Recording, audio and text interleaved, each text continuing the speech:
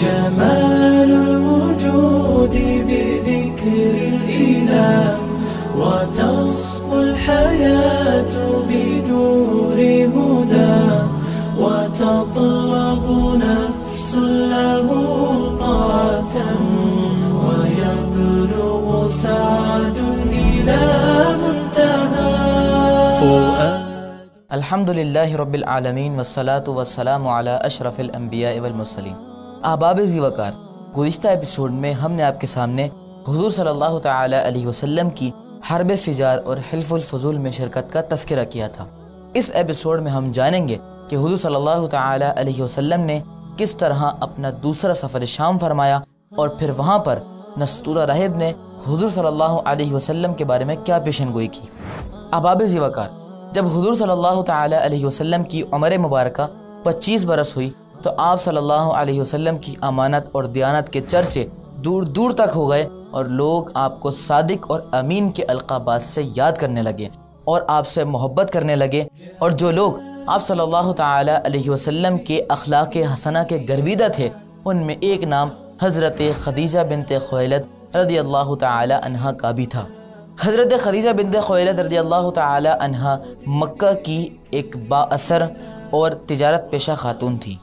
آپ بہت وسیع پیمانے پر کاروبار کیا کرتی تھیں اور عہد جاہلیت میں بھی آپ کی عفت اور پاک دامنی کا یہ عالم تھا کہ لوگ آپ کو سیدہ اور طاہرہ کے القابات سے بلایا کرتے تھے، لہذا آپ مختلف لوگوں کو سامان تجارت دے کر اہل مکہ کے تجارتی قافلے کے ساتھ روانہ کیا کرتی تھیں اور انہیں اس کی اجرت دیا کرتی تھیں، اور آپ اتنے وسیع پیمانے پر کاروبار کرتی کہ جتنا سامان پورے اہل مکہ کا ہوا کرتا تھا اتنا اکیلا حضرت خدیجہ بنت خویلد رضی اللہ تعالی عنہ کا ہوا کرتا تھا۔ چنانچہ جب حضرت ابو طالب کو یہ بات معلوم ہوئی کہ قریش کا تجارتی قافلہ کچھ ہی دنوں میں شام کی جانب روانہ ہونے والا ہے اور حضرت خدیجہ کچھ لوگوں کو اجرت پر اپنا سامان تجارت دے رہی ہیں، تو انہوں نے حضور صلی اللہ علیہ وسلم کو بلایا اور پیار سے کہا کہ بیٹا، میرے حالات بہت سنگین ہیں اور میرے پاس اتنا سرمایہ بھی نہیں ہے کہ میں وہ تجارت میں لگا سکوں،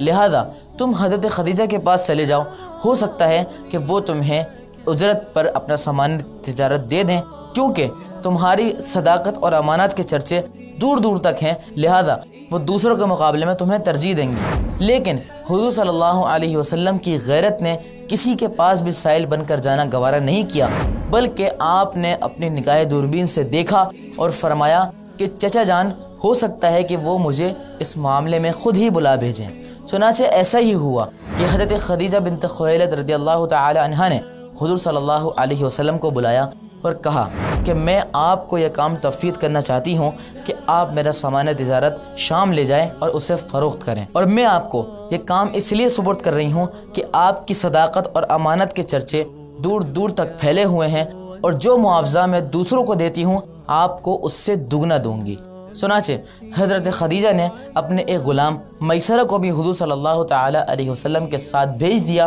تاکہ وہ آپ کا خیال رکھے اور آپ کی خدمت کرے، لہذا آپ نے ان کی آفر قبول کر لی، اور جب یہ بات اپنے چچا کو بتائی تو وہ بے انتہا خوش ہوئے اور کہا کہ بیٹا، یہ اللہ کی طرف سے آئی ہوئی تمہارے لیے خاص روزی ہے۔ چنانچہ یہ قافلہ مکہ سے روانہ ہوا، اور جب یہ قافلہ مقام بصرہ تک پہنچا اور وہاں حضور صلی اللہ تعالی علیہ وسلم نے ایک درخت کے نیچے آرام فرمایا، تو ایک راہب جس کا نام نستورہ تھا اس نے حضور صلی اللہ علیہ وسلم کو دیکھا اور میسرہ سے پوچھا کہ یہ کون ہے؟ تو میسرہ نے جواب دیا کہ یہ عرب کے ایک معزز قبیلے قریش کے نوجوان ہیں۔ تو اس نے پوچھا کیا ان کی آنکھوں میں سرخی ہے؟ تو اس نے کہا کہ ہاں، ان کی آنکھوں میں سرخی ہے اور وہ جاتی نہیں ہے، لہذا اس کو یقین ہو گیا کہ آپ ہی وہ شخصیت ہیں کہ جن کے بارے میں پچھلی کتابوں میں پیشن گوئی کی گئی ہے اور جن کے بارے میں حضرت عیسیٰ علیہ السلام نے بھی بشارت دی تھی، لہذا اس نے حضور صلی اللہ تعالی علیہ وسلم کے سر اور قدمین شریف کا بوسہ لیا اور کہا کہ میں آپ پر ایمان لاتا ہوں، بے شک آپ ہی وہ اللہ کے آخری نبی اور رسول ہیں کہ جن کے بارے میں گزشتہ کتابوں میں پیشن گوئی کی گئی ہے۔ علاوہ ازیں میسرہ نے پورے راستے یہ منظر دیکھا کہ جب بھی دھوپ تیز ہوتی تو حضور صلی اللہ تعالی علیہ وسلم پر 2 فرشتے سایہ کر دیتے، لہذا یہ قافلہ شام پہنچا اور حضور صلی اللہ تعالی علیہ وسلم نے حضرت خدیجہ کا سارا سامان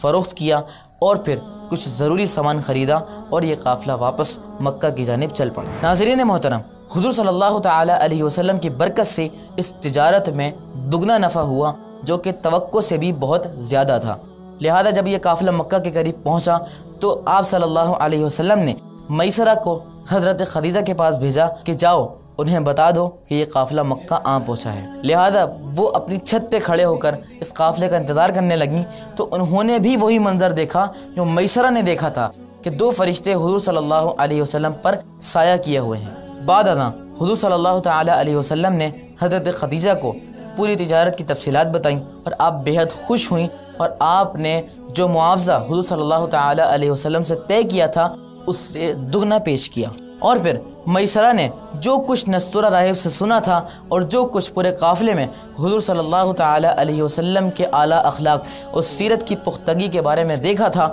وہ سب سچ سچ حضرت خدیجہ کو بیان کر دیا، اور حضرت خدیجہ کے دل میں حضور صلی اللہ تعالیٰ علیہ وسلم سے نکاح کرنے کی رغبت پیدا ہوئی۔ احباب ذی وقار، امید ہے کہ آپ کو ان واقعات سے حضور صلی اللہ تعالیٰ علیہ وسلم کی سیرت کے بارے میں بہت کچھ جاننے کو ملا ہوگا۔ آئندہ ایپیسوڈ میں ہم یہ بیان کریں گے کہ کس طریقے سے حضرت خدیجہ اور حضور صلی اللہ تعالیٰ علیہ وسلم کا نکاح ہوا، اور پھر یہ نکاح کس نے پڑھایا۔ لہذا ہمارے ساتھ رہیے۔ اگر آپ فیس بک پر یہ ویڈیو دیکھ رہے ہیں تو ہمارے پیج کو لائک کر دیجئے، اور اگر یوٹیوب پر ہیں تو ہمارے چینل کو سبسکرائب کریں اور بیل آئیکن کو کلک کر دیجئے۔